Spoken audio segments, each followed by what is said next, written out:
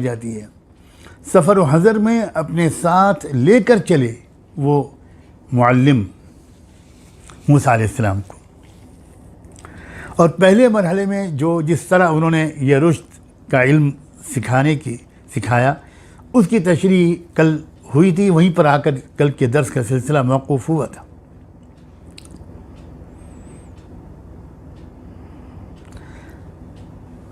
خلاصہ یہ تھا اس قصے کا کہ جس کشتی میں سوار ہوئے اسی کشتی میں سوراخ کر دیا ان بزرگ نے.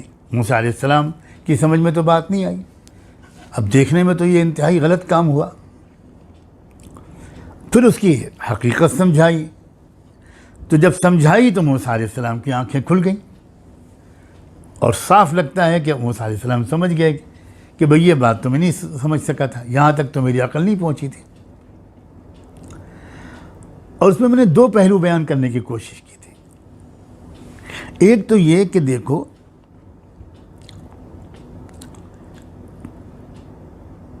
تمہاری نظر میں یہ کشتی میں جو عیب میں نے پیدا کر دیا اس سے کشتی والے کو سخت نقصان پہنچے گا، اور حقیقت یہ ہے کہ یہی عیب اس کشتی کو بچا لے گا اور اس کشتی والے کے ذریعے معاش کو بچا لے گا. اور وہ اس طرح کے ایک بادشاہ ہے دوسری طرف جس نے اپنی فوجی ضرورت کے تحت ایک عجیب آرڈر دے دیا ہے کہ جو کشتی ٹوٹی پھوٹی جو کشتی ملے اسے ضبط کر لو. اب ایک شکل یہ تھی کہ وہ اللہ کا بندہ موسیٰ علیہ السلام سے یہ کہے کہ چلو جہاد کرتے ہیں اور اس ظالم حکومت کے خلاف ایک انقلابی تحریک کھڑی کرتے ہیں، اس کو روکتے ہیں. لیکن انہوں نے ایک طرف تو موسیٰ علیہ السلام کو یہ سمجھا دیا کہ ہماری تمہاری خواہش کے مطابق ظالم کے ہلاکت کا وقت طے نہیں ہوتا، ہر ظالم کی ہلاکت کا وقت اللہ کے یہاں مقرر ہوتا ہے.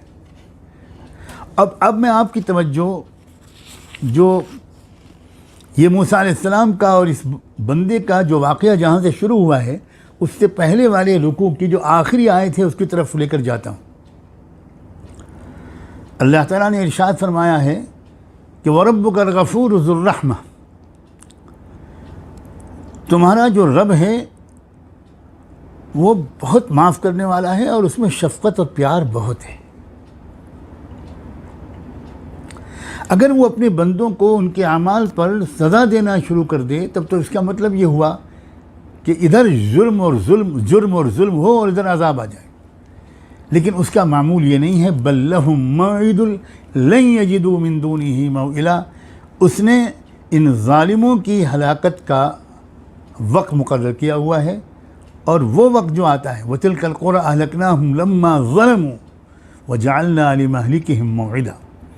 اس بات کو دوبارہ دہرایا اللہ نے کہ ظلم کرنے والوں کی ہلاکت کا فیصلہ ہم کر چکے ہیں، لیکن یاد رکھنا کہ ہم نے ایک وقت ان کے ہلاکت کا مقرر کر رکھا تھا.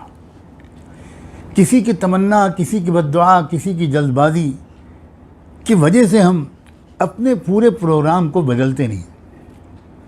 اور یہ بھی دراصل اللہ تعالیٰ کی جو شان رحیمی ہے اسی کا ایک نتیجہ یہ بھی ہے کہ وہ ان ظالموں کو بھی لمبی مہلت دے دیتا ہے کہ شاید یہ سنبھل جائیں، شاید یہ بدل جائیں. ایک مہلت دیتا ہے، جلدی نہیں پکڑتا. واقعی یہ بات بہت سمجھنے کی ہے کہ ہم انسان جلد باز ہیں. خلق الانسان عجولا.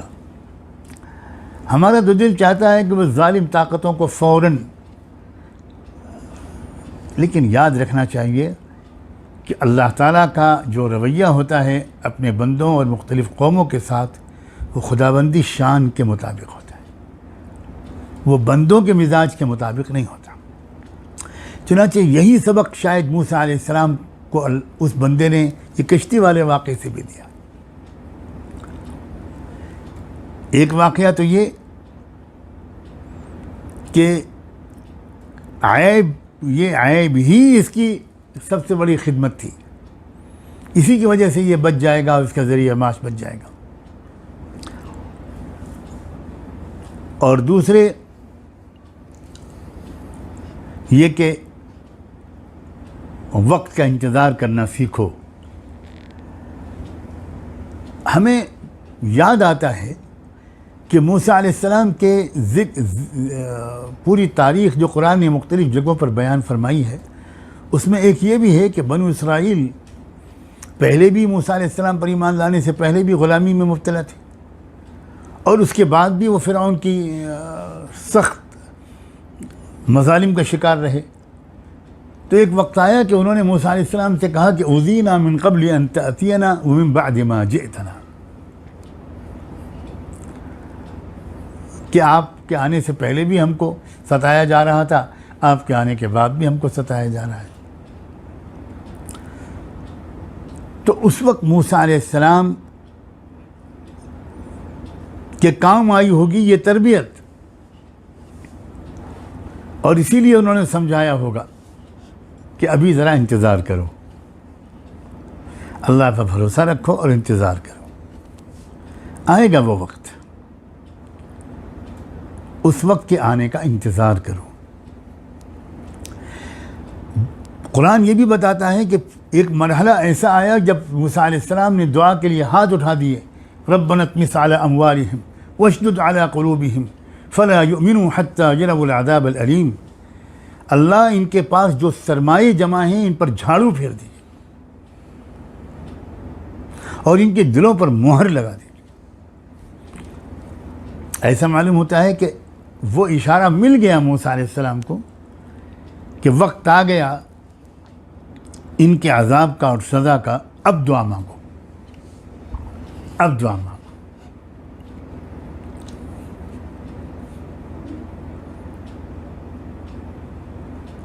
اللہ تعالیٰ کے فیصلوں پر راضی رہنا اور اللہ کے اگلے فیصلوں کا انتظار کرنا ثابت قدمی کے ساتھ، نہ اللہ سے بدگمان ہونا، نہ حالات سے مایوس ہونا، نہ جلد بازی کرنا، اپنا کام کیے جانا، دعائیں مانگتے رہنا، ثابت قدم رہنا اور یقین رکھنا کہ ایک وقت آئے گا جب اللہ کی طرف سے یہ آواز آئے گی، لگائی جائے گی کہ الا ان نصر اللہ قریب، اب آ گیا وقت مدد کا۔ تو یہ بڑا اہم پہلو ہے آج کل کے حالات میں، اس کا یقین ہونا اور اس کو ہر وقت یاد رکھنا ضروری ہے۔ یہی چیز ہم کو مایوسی سے بچائے گی، یہی چیز ہم کو جلد بازی اور فرسٹریشن سے بچائے گی، یہی چیز ہم کو استقامت اور ثابت قدمی عطا کرے گی، اور ہمارے دل میں یہ یقین ڈال دے گی کہ وقت کب آئے گا اللہ کی مدد کا، یہ تو اللہ جانے، آئے گا ضرور، اور ہم اللہ تعالیٰ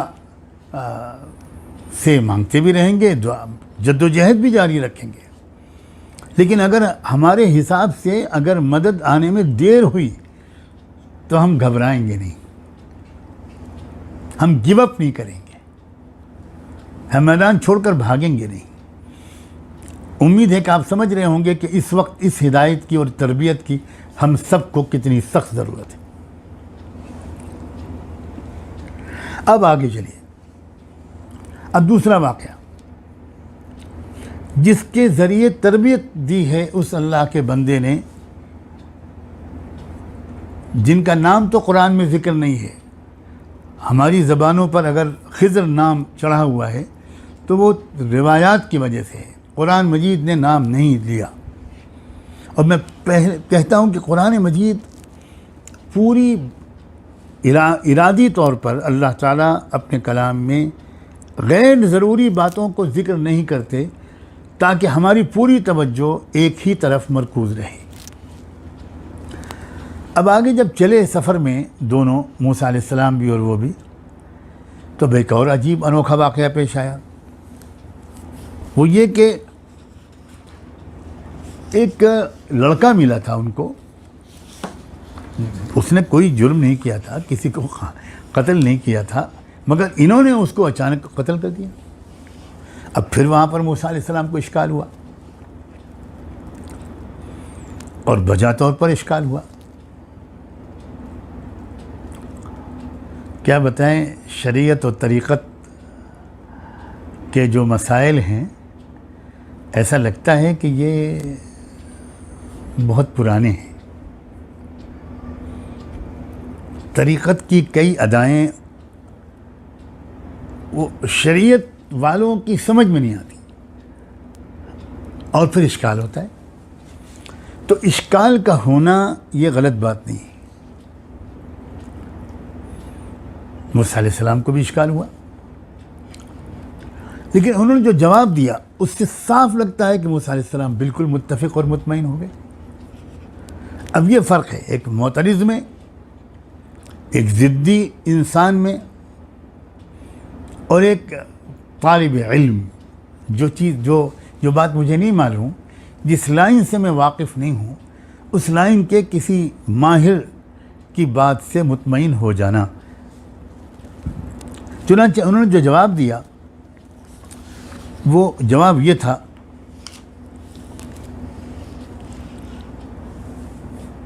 کہ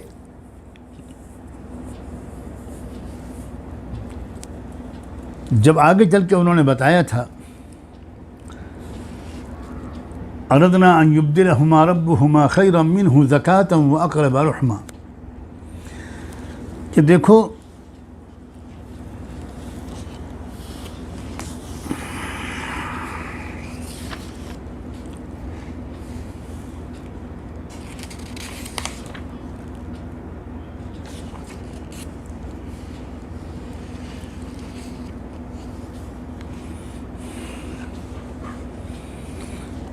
یہ جو لڑکا تھا اس کے ماں باپ تو بہت نیک تھے،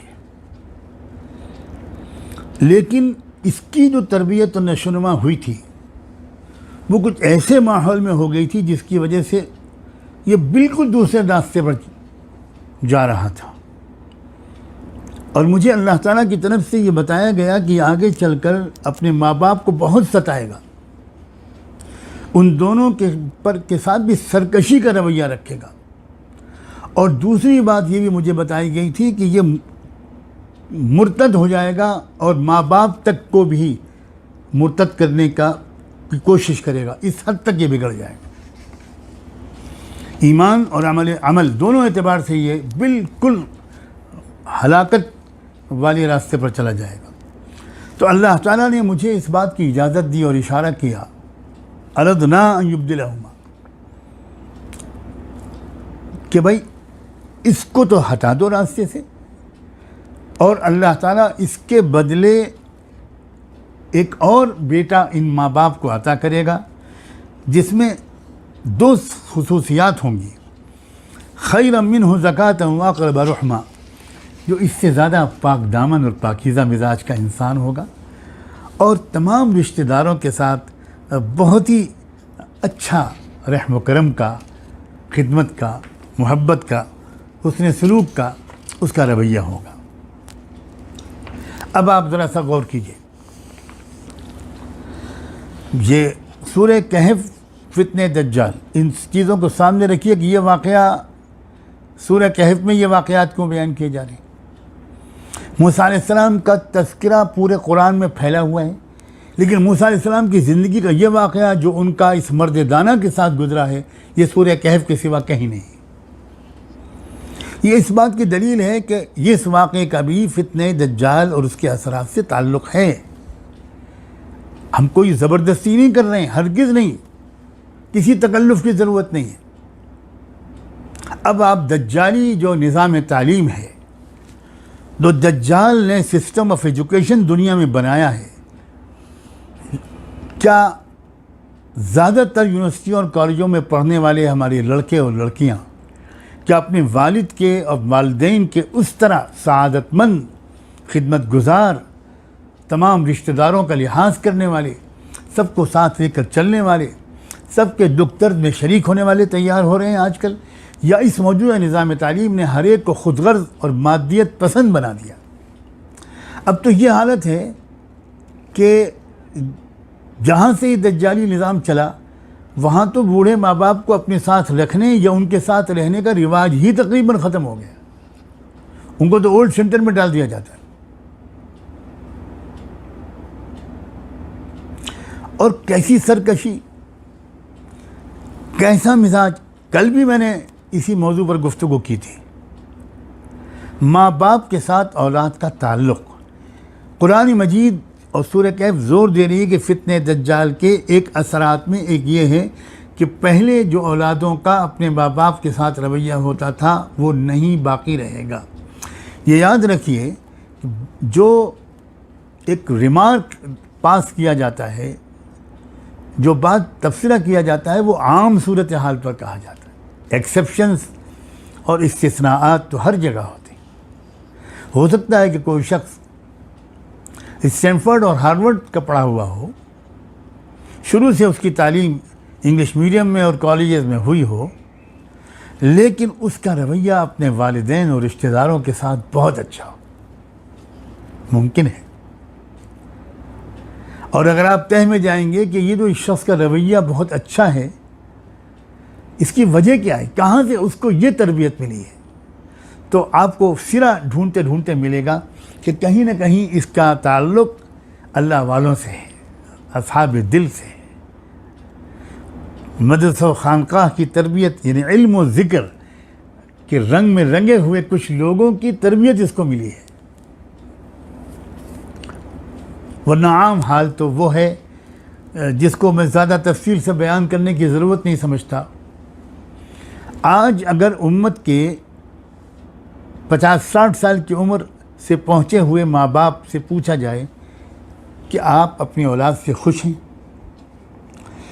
تو آپ خود یہ بتائیے کہ کتنے % لوگ یہ کہیں گے کہ ہاں میں بہت خوش ہوں. چھپا لیں گے اپنی اولاد کے عیبوں کو. یہ ماں باپ کی محبت کا تقاضا ہے. وہ دوسروں کے سامنے اپنے بچوں کے عیبوں کو کھولنا پسند نہیں کرتے. لیکن جو حقیقت ہے وہ کیا ہے، ہم بھی اسی سماج کے اندر رہتے ہیں، آپ بھی اسی سماج کے اندر رہتے ہیں. اور لوگ چونکہ ہم سے یہ امید کرتے ہیں، صحیح یا غلط، کہ یہاں ہمارے ذاتی اور پریشانیوں کا بھی کچھ حل ملے گا، تو آ کر اپنا رونا روتے ہیں. اور اکثر لوگ یہی رونا روتے ہیں کہ بیٹا کہنا نہیں مانتا. اور اب تو بیٹوں سے بہت آگے بڑھ کر بات بیٹیوں تک پہنچ چکی ہے. بیٹیاں جس طرح زبان درازی کر رہی ہیں اپنی ماؤں کے ساتھ، پہلے اس کا تصور بھی نہیں تھا. اس طرح کی زبان درازیاں بیٹے بھی نہیں کرتے تھے، بیٹیاں تو درکنار. تو یہ اب ایسا معلوم ہوتا ہے کہ اشارہ دیا گیا کہ دیکھو وہ تعلیم جو ہے وہ واجب القتل بنا دیتی ہے. ایک لڑکا جو اس راستے پر جا رہا تھا اور آگے چل کر وہ ایک بے ادب گستاخ بنتا، سرکش بنتا، اپنے بڑوں کے ساتھ سرکشی کا رویہ اس کا ہوتا، یہاں تک کہ ایمانیات بھی اس کے اندر کے ہل جاتے، اس کو شکوک و شبہات ہو جاتے. وہ سوال کرنے لگتا کہ کیا ڈز گاڈ ایگزسٹ، کیا خدا موجود ہے؟ میں سچ کہتا ہوں کہ لاکھوں کی تعداد میں آج ہمارے پاس ایسے گھرانے موجود ہیں، بڑے نیک گھرانوں کے بچے، کہ جن کے دلوں میں اللہ اور رسول اور آخرت اور قیامت اور قرآن اور سب کے بارے میں بہت شبہات ہیں. وہ زبان سے کھل کر سب لوگ شبہات کا اظہار کرتے ہیں یا نہیں کرتے، یہ ایک الگ بات ہے. اور اگر نہیں کرتے تو کس وجہ سے نہیں کرتے یہ آپ سمجھ رہے ہوں گے. لیکن کیا دل مطمئن ہے؟ کیا شرح صدر ہے ان کو ایمانی اور غیبی حقائق پر، فرشتوں کے وجود پر، جنت اور دوزخ کے وجود پر، قبر کے عذاب و ثواب پر، تقدیر الہی پر؟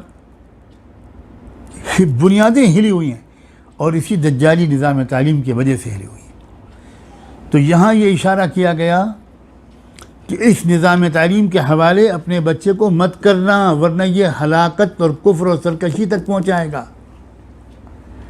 اور بچوں کی تعلیم و تربیت کے اس نظام کو ترجیح دینا جس کے 2 فائدے ہوں.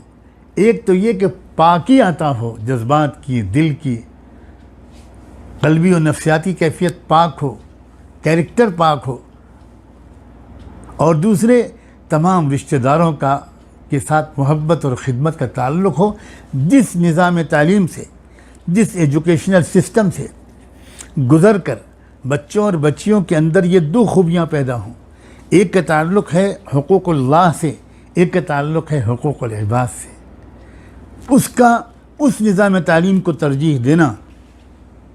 اپنے بچوں کا کہاں داخلہ کرائیں، یہ بڑا سوال ہوتا ہے پیرنٹس کے پاس.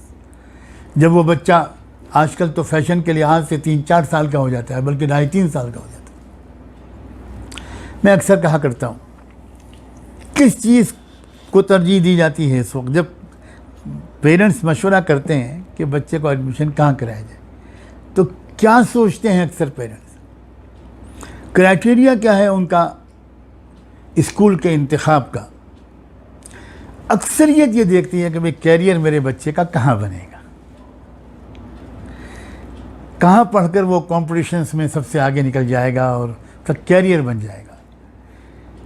میں کوئی منع نہیں کرتا اس بارے میں، لیکن اس سے پہلے اور اس سے زیادہ کیا یہ نہیں سوچنا چاہیے کہ میرے بچے کا کیریکٹر کہاں بنے گا، میرے بچے کا کردار کہاں بنے گا، میرے بچے کے اندر انسانی ہمدردی، سخاوت، یہ اخلاقی قدریں، یہ ویلیوز کہاں ملیں گے اس کو زیادہ؟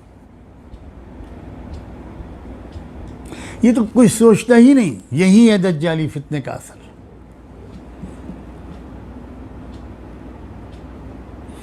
میں قسم کھا کے کہتا ہوں کہ یہ فتنہ دجال کے اثرات میں سے ایک اثر ہے، اس میں کوئی شک نہیں. کیونکہ جہاں آپ نے انسان کی، اپنے بچے کی روحانی تربیت کو نظر انداز کیا، تو یہی تو دجالیت ہے کہ دجال جو ہے وہ روحانی طرف سے بالکل ہی غافل کر دینا چاہتا ہے، اور صرف میٹیریلسٹک بنا دینا چاہتا ہے. صرف پیسہ کہاں سے زیادہ ملے گا، بس یہ سوچ بنا دیتا ہے. انسان کی سوچ پر جب یہ سوچ غالب ہو جاتی ہے تو وہ دوسری طرف دیکھنا ہی بند کر دیتا ہے، اور ایک آنکھ سے دیکھنے والا وہ بن جاتا ہے. دجال خود ایک آنکھ سے دیکھتا ہے، وہ چاہتا ہے کہ اس کے سب فالوورز بھی ایک ہی آنکھ سے دیکھیں. بعض حضرات تو یہاں تک کہتے ہیں کہ دجال کانا ہے. یہ جو کہا گیا احادیث میں، اور بالکل صحیح احادیث میں کہا گیا کہ دجال کانا ہے. بعض حضرات کہتے ہیں یہ کہ دیکھیں، یہ جو دجال اور فتن کے بارے میں جو احادیث آئی ہیں، اس میں سمبولک زبان بولی گئی ہے، مجازی زبان بولی گئی ہے. اس میں یہ ضروری نہیں ہے کہ کانے کے معنی صرف یہی ہوں کہ اس کی ایک آنکھ پھوٹی ہوئی ہوگی.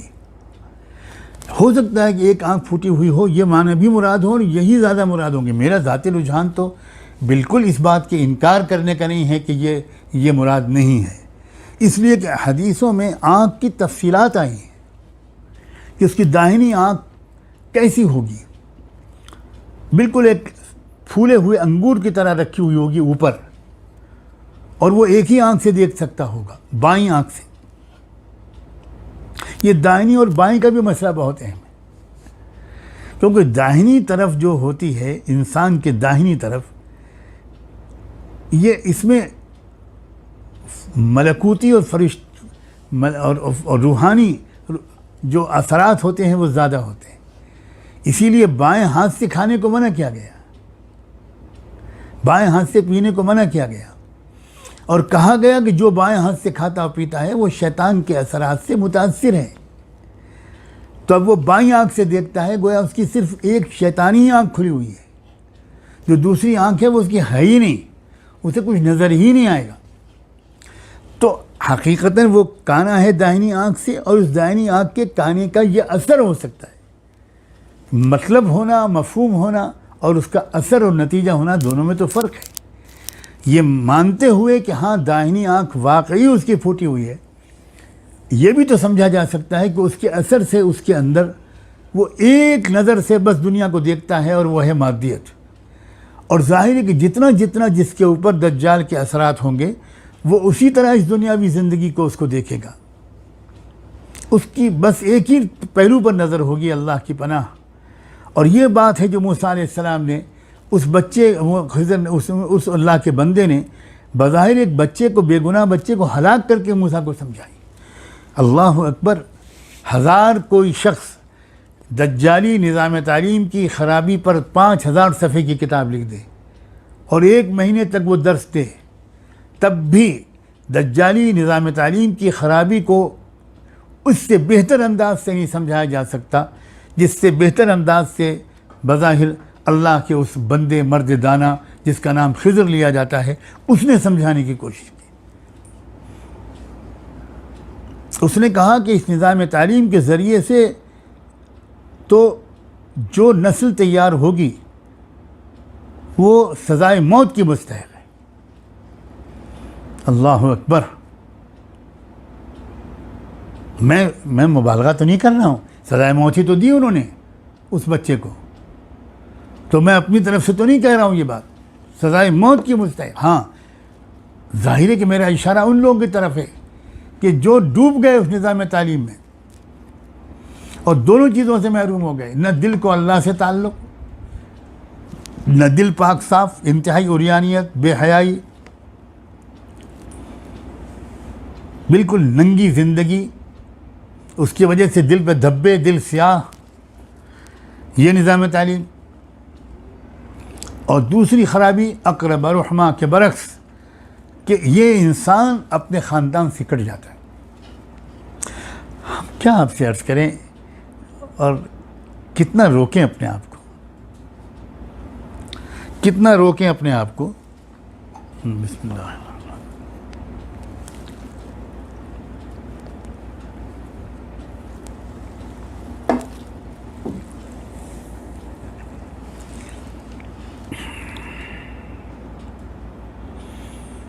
ایک سچا واقعہ سناتا ہوں۔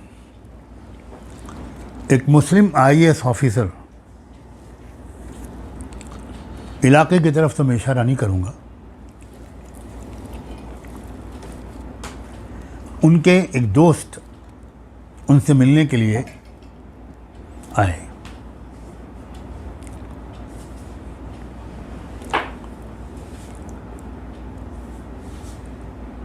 اس وقت ان IAS آفیسر کے بوڑھے باپ گاؤں سے، دیہات سے آئے ہوئے تھے اپنے بیٹے سے، بچوں سے ملنے کے لیے۔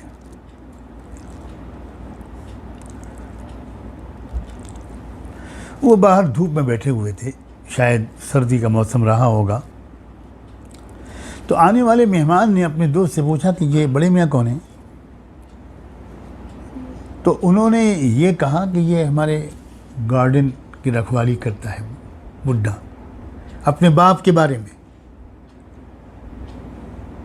یعنی ان کو یہ توہین محسوس ہوئی کہ ایک دیہاتی کپڑوں میں جو شخص ہے اس کو وہ اپنے دوست سے باپ کی حیثیت سے متعارف کرائیں۔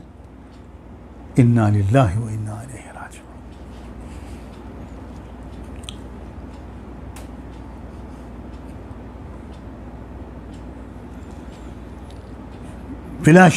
بلا شبہ وہ تعلیم جس کا یہ نتیجہ نکلے اور جو کاٹ دے انسان کو اپنے خاندان کے بزرگوں سے اور رشتہ داروں سے، اکثر دیکھنے میں آتا ہے کہ جب انسان ذرا کچھ پڑھ لکھ جاتا ہے آج کل کے نظام تعلیم کے مطابق، تو وہ اپنے قریب لوگوں سے بہت دور اپنا گھر بساتا ہے، کسی پوش کالونی میں، اور ایک دو کتے پال لیتا ہے کہ کوئی آسانی سے اس کے گھر میں آ بھی نہ پائے۔ یہ تہذیب ہے جس کو جنم دیتا ہے موجودہ نظام تعلیم، یا یہ وہ نظام تعلیم ہے جس کو دجالی تہذیب نے بنایا ہے۔ تو حضرت موسیٰ علیہ السلام کو یہ تربیت بھی ملی، اور بہت قیمتی تربیت ہے، بہت ہی قیمتی تربیت ہے، بہت پریکٹیکل بات ہے۔ اور یہ فتنہ دجال کے دور میں نظام تعلیم ایمان والوں کو اپنے بچوں کے لیے کون سا چننا چاہیے اور کون سے نظام تعلیم سے بچنا اور بچانا چاہیے، یہ بھی ایک اس میں پورا سبق ہے۔ یہ محض داستان سرائی نہیں ہو رہی ہے۔ اب آگے ایک تیسرا واقعہ آتا ہے، وہ بھی تربیتی ایک عنوان ہے۔ اب اس میں ہے یہ کہ دونوں پہنچتے ہیں اپنے سفر میں، ایک گاؤں میں داخل ہوتے ہیں، اور اس وقت ان کے پاس شاید کھانے پینے کا کوئی سامان نہیں بچا تھا، تو انہوں نے وہاں کے اس گاؤں کے رہنے والوں سے کچھ مطالبہ کیا کہ بھئی ہمیں آپ کچھ کھلائیں، یہ اس وقت کا رواج ہوگا۔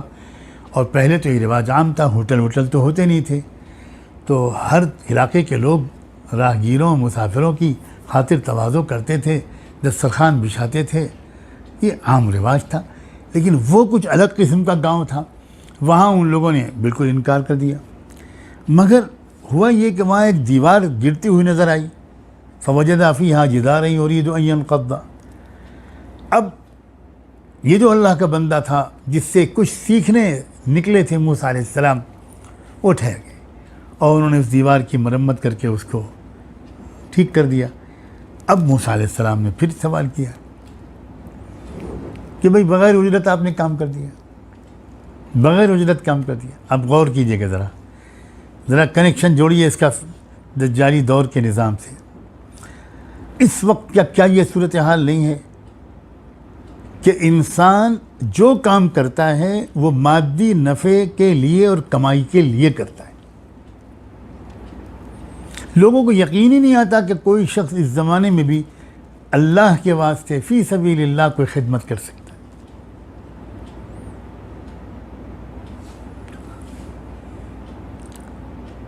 اس وقت تو حالت یہ ہے کہ یہ بیماری اس حد تک پھیلتے مدرسوں میں داخل ہو گئی، دینی اداروں میں داخل ہو گئی کہ اگر آپ کسی سے کسی مضمون کا ترجمہ کروانا چاہتے ہیں تو یہ یقین وہ امید کرتا ہے، بلکہ بارگیننگ کرتا ہے کہ اس کے کتنے پیسے آپ ہم کو ادا کریں گے۔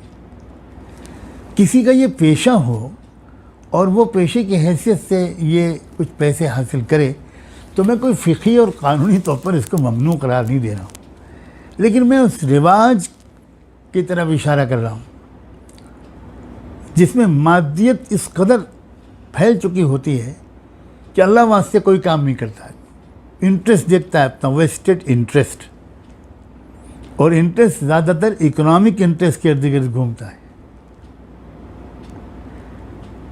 تو انہوں نے جو جواب دیا کہ بھئی میں نے جو اس دیوار کی مرمت کر کے اس کو کھڑا کیا، اس کے راز کیا ہے؟ سنو، یہ دیوار جو تھی یہ اس علاقے کے 2 یتیم بچوں کی تھی۔ وَكَانَ أَبُوهُمَا صَالِحًا، اور ان کے جو والد تھے وہ بڑے نیک آدمی تھے، اور انہوں نے ایک دفینہ یا خزانہ چھپایا تھا ان بچوں کے لیے کہ ان کے کام آئے گا، جب یہ بڑے ہوں گے تو اس وقت یہ خزانے کو باہر نکالیں گے اور پھر اس کا پورا فائدہ حاصل کریں گے۔ یہ ان کے لیے ایک طرح سے مستقبل میں بہت کام آنے کے والا خزانہ تھا۔ ابھی تو یہ اتنے چھوٹے بچے ہیں کہ ابھی ان کو ہم یہ خزانہ نکال کے ان کے حوالے کر دیتے تو یہ اس کی حفاظت نہیں کر سکتے تھے، اس سے فائدہ نہیں اٹھا سکتے تھے، اور علاقے والوں کے حوالے کرتے تو تم نے ان کا مزاج دیکھ لیا کہ وہ کتنے بخیل خود غرض واقع ہوئے ہیں، کہ جنہوں نے مسافروں کی مہمان نوازی سے صاف انکار کر دیا، ان سے اس بات کی امید کرنے کا کوئی امکان ہی نہیں تھا کہ وہ اس خزانے کی حفاظت کریں گے ان بچوں کے لیے، وہ تو لوٹ لے جائیں گے۔ تو اب فَأَرَادَ رَبُّكَ أَن يَبْلُغَا أَشُدَّهُمَا، تو اب رب نے یہ مجھے حکم دیا، اس نے یہ فیصلہ فرمایا کہ تب تک کے لیے خزانے کو میں چھپا دوں، دیوار کو مرمت کر کے کھڑا کر دوں، جب یہ بچے بڑے ہوں گے تو نکال لیں گے اس کو۔ اور یہ رحمت من ربک، یہ اللہ کی جو شفقت اور پیار ہے اپنے بندوں کے ساتھ، نیک بندوں اور ان کی اولادوں کے بھی اللہ تعالیٰ کس قدر نگرانی فرماتے ہیں۔ نیک ماں باپ کے بچوں کو بھی ضائع نہیں ہونے دیتے اللہ، مرحوم ماں باپ کی نیکی کی وجہ سے۔ یہ اس کا ایک نمونہ تھا۔ تو میں نے اس وجہ سے اصل میں یہ کام کیا. وَأَمَّا الْجِدَارُ فَكَانَ لِغُلَامَيْنِ يَتِيمَيْنِ فِي الْمَدِينَةِ وَكَانَ تَحْتَهُ كَنْزٌ لَهُمَا وَكَانَ أَبُوهُمَا صَالِحًا فَأَرَادَ رَبُّكَ أَنْ يَبْلُغَا أَشُدَّهُمَا وَيَسْتَخْرِجَا كَنْزَهُمَا رَحْمَةً مِّن رَّبِّكَ. ازراہ شفقت و پیار اللہ تعالیٰ نے مجھے یہ اشارہ کیا، میں نے کیا. وما فعلتہ عن امری، اور یہ کوئی کام میں نے اپنی رائے سے نہیں کیا ہے، جو کیا ہے یہ اللہ کے اشارے پر کیا. اب دیکھیے اللہ کا اشارہ ان کو جبریل امین کے ذریعے تو بظاہر نہیں ملا، کوئی وحی تو نہیں آئی. اب یہ پتہ چلا کہ الہام بھی کوئی چیز ہوتی ہے. کچھ ایسے بندے ہوتے ہیں کہ جن کو اللہ تعالیٰ کی طرف سے دل میں کچھ بات ڈالی جاتی ہے اور ان کو اس پر شرح صدر ہوتا ہے کہ یہ میرے اللہ کی طرف سے آئی ہے. ایسے بندے ہوتے ہیں. ہم ایسے بندے نہیں ہیں تو کیا اس کا یہ مطلب ہے کہ دنیا میں ایسے بندے نہیں ہوتے؟ عجیب بات ہے. اندھا یہ کہے کہ مجھے دکھائی نہیں پڑتا تو دنیا میں کسی کو بھی دکھائی نہیں پڑتا. یہ منطق ہے جو آج کل چل رہی ہے. اگر ہمارے پاس وہ دل کی آنکھیں ایسی نہیں ہیں، ہم اس مقام پر نہیں ہیں، تو دنیا میں ایسے مقام والے موجود ہیں، کیوں نہ ہم ان کو تلاش کریں سوجھ بوجھ سیکھنے کے لیے، جیسے موسیٰ علیہ السلام نے تلاش کیا تھا.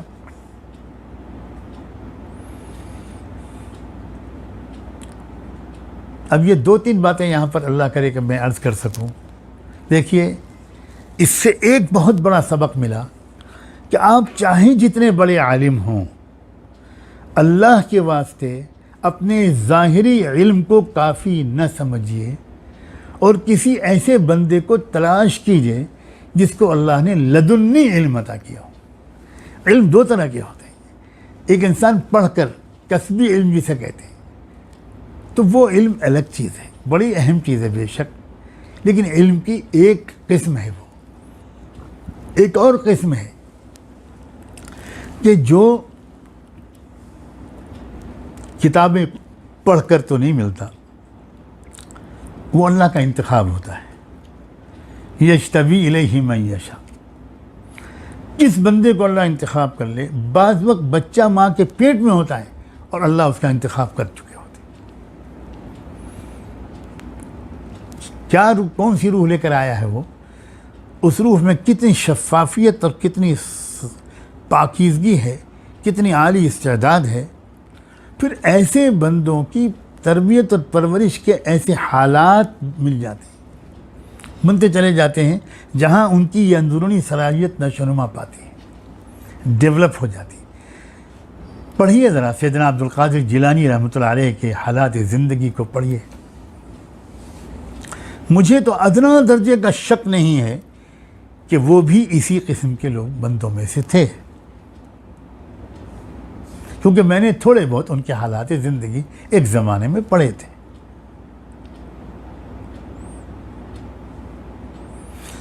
ایسے لوگ ہر زمانے میں ہوتے ہیں.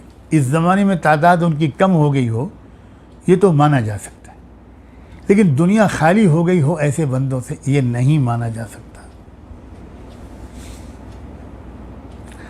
اب لوگ ان باتوں کو تصوف اور نام دے کر کچھ مذاق اڑانے لگتے ہیں.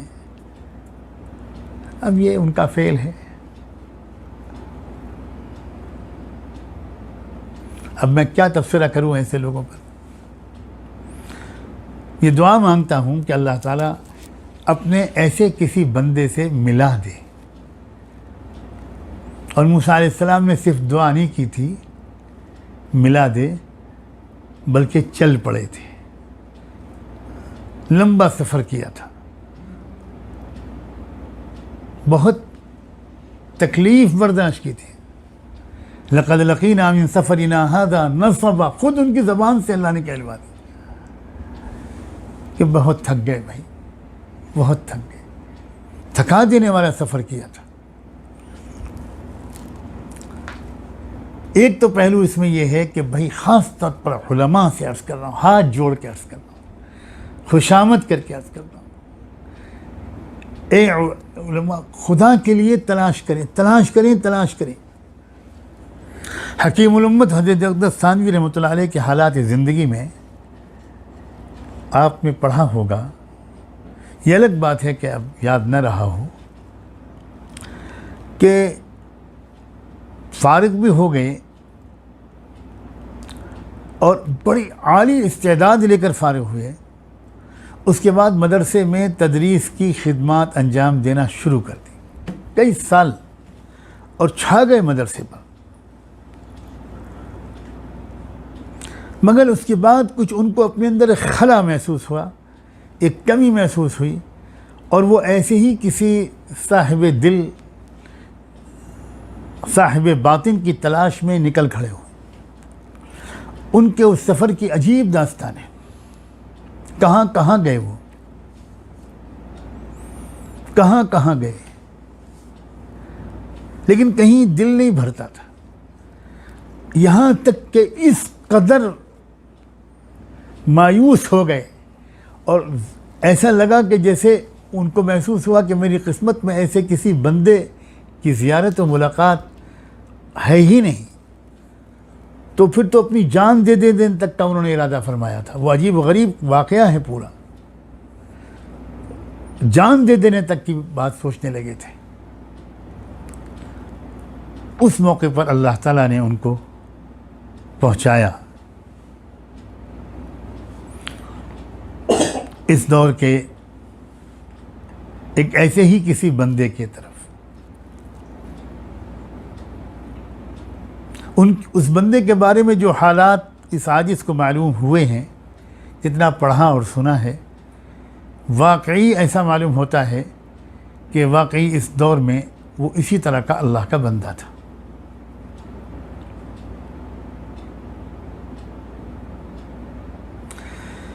نہ پوچھ ان خرقہ پوشوں کی ارادت ہو تو دیکھ ان کو، علامہ اقبال کیا کہتے ہیں، دور دور سے مت پوچھو، سمجھ میں نہیں آئے گا، ارادت ہو تم کو، واقعی اندر سے طلب ہو تو دیکھ ان کو، ید بیضا چھپائے بیٹھے ہیں اپنی آستینوں میں۔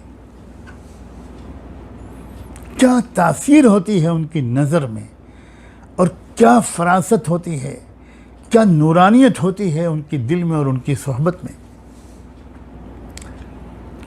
حضرت مولانا ابوالحسن علی ندوی رحمۃ اللہ علیہ اور میرے والد ماجد رحمۃ اللہ علیہ دونوں کے جو شیخ مربی تھے حضرت مولانا شاہ عبد القادر رائے پوری، ان کے حالات زندگی میں بھی اسی طرح کی باتیں آتی ہیں۔ بہترین استعداد والے طالب علم اور عالم تھے وہ، علمی استعداد اعلیٰ درجے کی تھی، لیکن پھر ایک خلا محسوس ہوا، پھر ایک کمی محسوس ہوئی، پھر کمی محسوس ہوئی،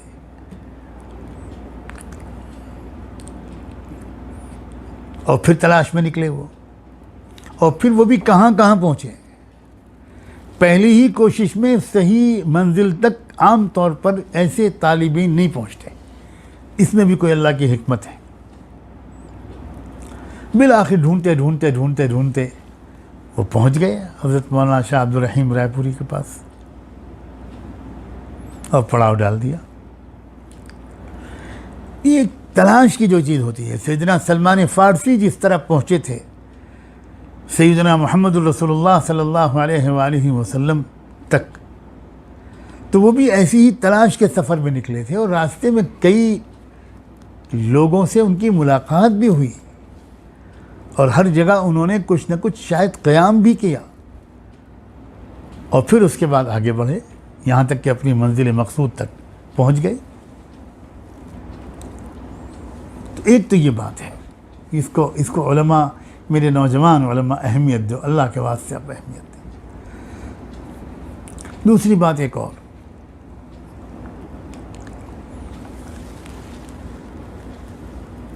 یہ جو غور کیجئے کہ دیوار گر رہی تھی، گرنے والی تھی، اس کے نیچے کا خزانہ نظر آ گیا، دیوار کی مرمت کر دی، خزانے کو محفوظ کر دیا، اور یہ بھی اظہار کر دیا کہ یہ خزانہ اس دیوار کے نیچے قیامت تک نہیں چھپا رہے گا، ایک وقت آئے گا کہ بچے بڑے ہوں گے، یبلغ اشدہما، مضبوط ہو جائیں گے،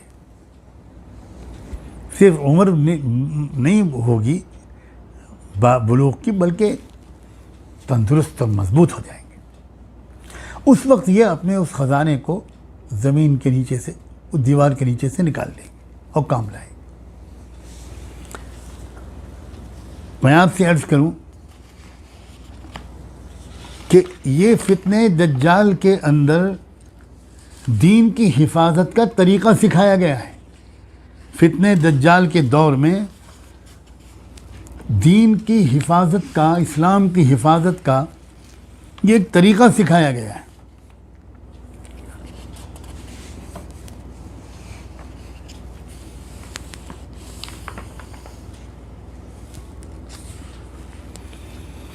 اللہ اکبر و کبیرہ۔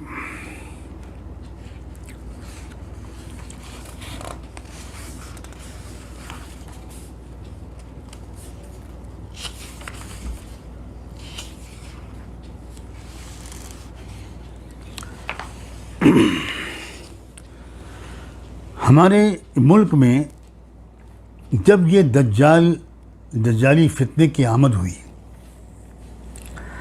اور مغربی طاقتوں کا اس ملک پر تسلط ہو گیا اور نظر آ گیا کچھ لوگوں کو کہ یہ فتنہ دجال ہمارے ملک میں آ گیا، کیونکہ اہل مغرب کے مزاج میں اور دجال کے مزاج میں بہت مناسبت ہے۔ دھوکہ، فریب، یہ ان کی گھٹی میں داخل ہے۔ تو پہل تو ہمارے اکابر علماء نے یہ کوشش کی کہ یہ ڈاکو جہاں سے آئے ہیں سمندر پار سے، وہاں واپس جائیں، لیکن ایک مدت تک کی کوشش کرنے کے بعد ان کے اوپر یہ حقیقت کھلی کہ ابھی وقت نہیں آیا۔ جو بات بار بار کہی جا رہی ہے کہ ایک وقت ہوتا ہے اللہ تعالیٰ کی طرف سے کسی چیز کا مقرر، اور یہ پہلے ہی دن نہیں ظاہر ہو جاتا کہ وقت نہیں آیا۔ یہ تو اللہ تعالیٰ آزماتے ہیں کون لوگ ہیں جو جانوں کا نذرانہ پیش کر رہے ہیں، کون ہیں جن پر میں کسی طرح کسی حد تک اپنے راز کو فاش کروں۔ تو جب یہ یقین ہو گیا ان کو بار بار کی کوششوں کے باوجود کہ یہ انگریز ابھی فی الحال یہاں رہیں گے اور دجالی نظام یہاں پھیلے گا، اس کی جڑیں مضبوط ہوں گی، تو ایسا معلوم ہوتا ہے کہ جیسے جب انہوں نے مدتوں دعا مانگی ہوگی کہ اللہ اب ہم کریں کیا اس دجالی فتنے سے حفاظت کے لیے۔ اب دیوار تو گر گئی، جس اسلامی تہذیب و تمدن اور اسلامی علوم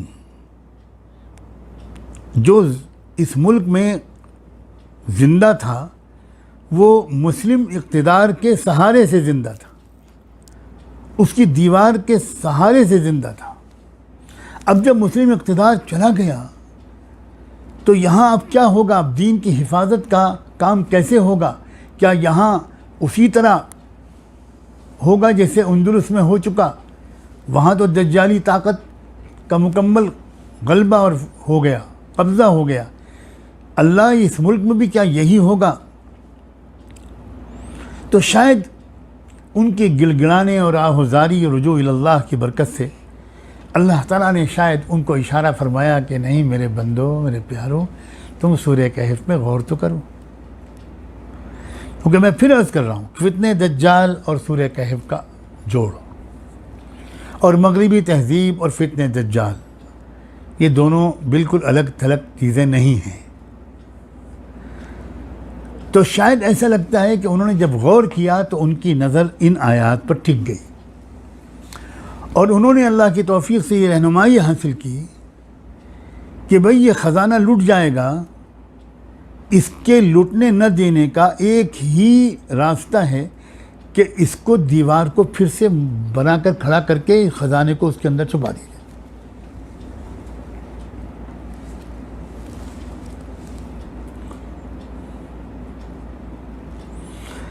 یہ بھی ان کے ذہن میں بات صاف تھی کہ یہ خزانہ ضرور اللہ تعالیٰ کی حفاظت کی شکل دیں گے، اس لیے کہ یہ خزانہ اس ملک میں جن لوگوں نے منتقل کیا اور چھوڑا ہے وہ بہت صالح لوگ تھے۔ وَكَانَ أَبُوهُمَا صَالِحًا۔ یہ قرآنی علوم، یہ حدیثی علوم، یہ فقہ، یہ اصول فقہ، یہ سیرت، یہ تاریخ، یہ سارے دینی علوم اور دینی جو ایک زندگی ہے، دینی تہذیب ہے، دینی وضاقتہ ہے، یہ سب کا سب جو ہے اس کے بچانے کی ایک ہی شکل ہے، کیونکہ یہ صالح آبا و اجداد کا ورثہ ہے۔ بڑے نیک لوگ تھے جنہوں نے یہ جو ورثہ اس ملک میں لائے، اسلام کو اور اسلامی تہذیب اور علوم کو اس ملک میں لائے۔ چونکہ وہ نیک لوگ تھے اس لیے ان کے اس ورثے کو اللہ تعالیٰ ضائع نہیں ہونے دیں گے۔ تدبیر کیا ہے؟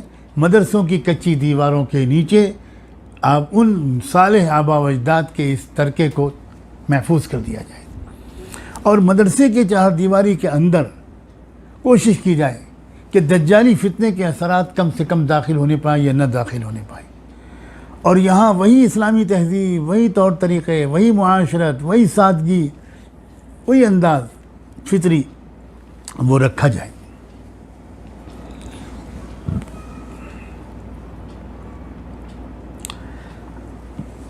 مبالغے سے بچتے ہوئے اگر میں یہ عرض کروں تو امید ہے کہ آپ اس بات کی تصدیق کریں گے اور سمجھیں گے کہ سب سے کم اثرات پچھلے کئی سو سال گزرنے کے باوجود جس نظام تعلیم اور چہار دیواری اور اداروں کے اندر پڑھنے پڑھانے والوں پر پڑے ہیں، سب سے کم اثرات وہ ہمارے دینی مدرسوں کا نظام ہے۔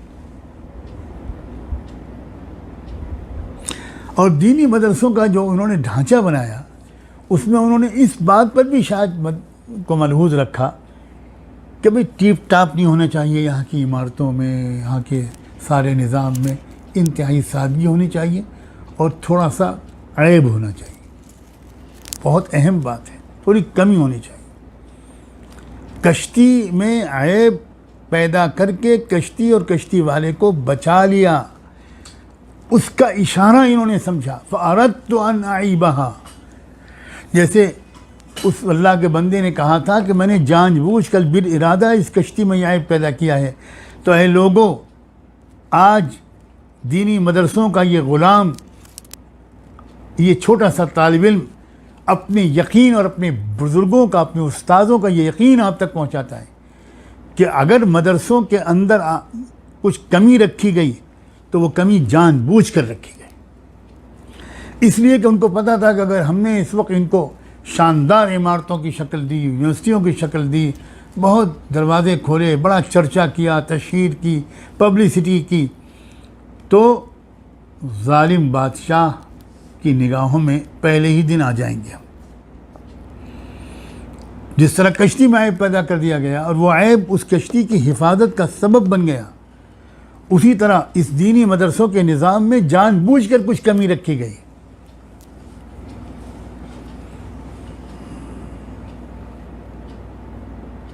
اور سچی بات یہ ہے کہ جب تک وہ مدرسے قدیم نہج پر چلتے رہے تب تک محفوظ رہے۔ اب دن بدن خطرے بڑھتے جا رہے ہیں۔ کس وجہ سے بڑھتے جا رہے ہیں؟ ایک تو ہے ظاہری توجہ کہ فلاں پارٹی کی حکومت آ گئی، فلاں پارٹی کی حکومت آ گئی، ایک ہے قرآنی توجہ، ایمانی توجہ۔ امید ہے کہ آپ اس بات کو سمجھیں گے۔ کتنے تانے دیے گئے مدرسوں کے اس نظام پر، کس قدر بھپتیاں کسی گئیں، کیا کچھ نہیں کہا گیا۔ کہا گیا کہ یہ مدرسوں کے پڑھنے والے ملا نہ سرکار میں کام پانے کے قابل، نہ دربار میں لب ہلانے کے قابل، نہ بازار میں بوجھ اٹھانے کے قابل، نہ جنگل میں ریوڑ چرانے کے قابل۔ ایسے ایسے طنز کیے گئے۔ یہاں تک فیصلہ کرنے والوں نے فیصلہ کر دیا تھا کہ ان سے تو اب تلافی مافات ہو چکی، بس لوٹ دو بساط کہ یہاں مات ہو چکی۔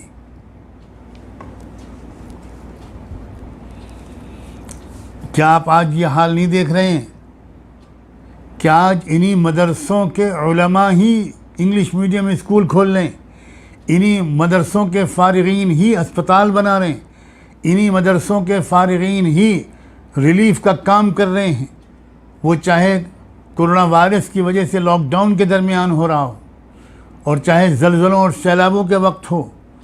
کون لوگ ہیں جو سب سے زیادہ ایکٹیولی کام کر رہے ہیں؟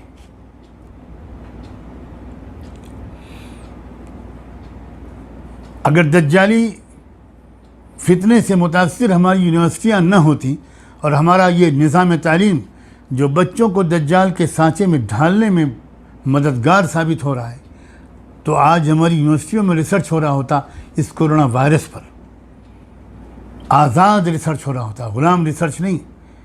کہاں ہیں ہمارے سائنسداں؟ کہاں ہیں ہماری یونیورسٹیاں؟ کیا میں نام لوں کسی مائناز یونیورسٹی کا؟ کسی ایک سائنٹسٹ، کسی ایک ڈاکٹر، کسی ایک ریسرچ اسکالر کا جو کیمسٹری کا، بایولوجی کا ماہر ہو، اس کا کوئی ریسرچ نہیں آ رہا۔ امریکہ اور یورپ کے سائنسداں کھلم کھلا ریسرچ پیش کر رہے ہیں، اور وہ یہ کہہ رہے ہیں کہ یہ قدرتی نہیں ہے، یہ مین میڈ ہے، اور بہت کچھ تفسیرات آ رہی ہیں۔ لیکن ہماری کس سائنسداں کو اس میں دخل ہے؟ ہماری کون سی یونیورسٹی نے ایسا کوئی ریسرچ پیش کیا ہے؟ وجہ یہ ہے کہ ہماری یونیورسٹیوں کے اندر انڈیپینڈنٹ سوچ نہیں ہے۔ ہم ماحول میں جو سکہ رائج الوقت ہے، جو مغربی سوچ ہے، جو دجالی سوچ ہے، مجھے یہ کہنے میں کوئی باک نہیں ہے، ہم اس کی گرفت سے آزاد اپنے آپ کو نہیں کر پا رہے ہیں۔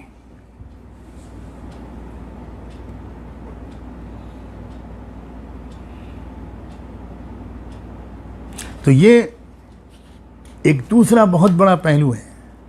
اور اب میں ایک اور پہلو کی طرف اشارہ کروں کہ ہمارے ان مدرسوں کے اندر جو نظام تعلیم چلا،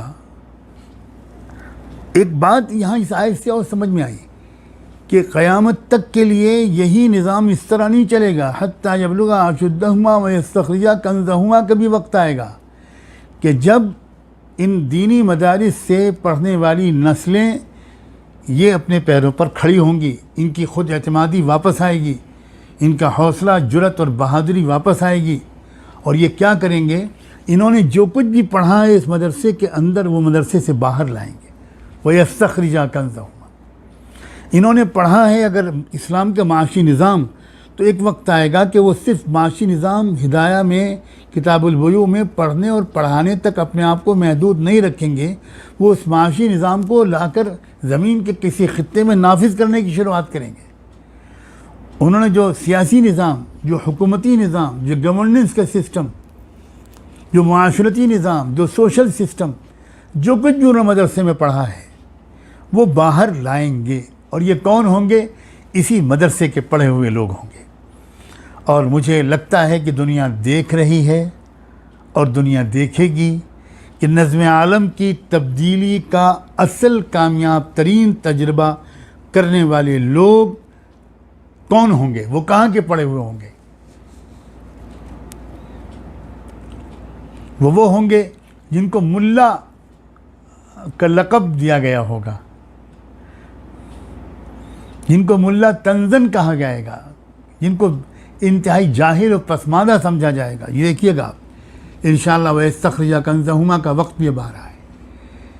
یہ مدرسوں کے طلبہ ہیں، یہ مدرسے کی اہمیت ہے دینی تعلیم کی، قرآن کی تعلیم کی۔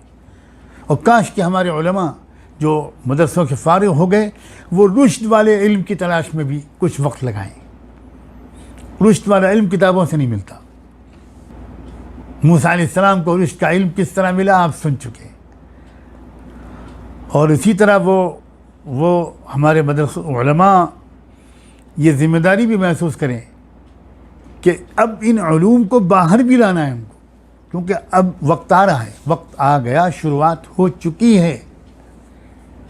اور اس بات کو جانے نہ جانے، گل ہی نہ جانے، باغ تو سارا جانے ہیں، لیکن اس کی اجازت دنیا کی ساری چھوٹی بڑی طاقتیں مل کر ان کو نہیں دینا چاہتی۔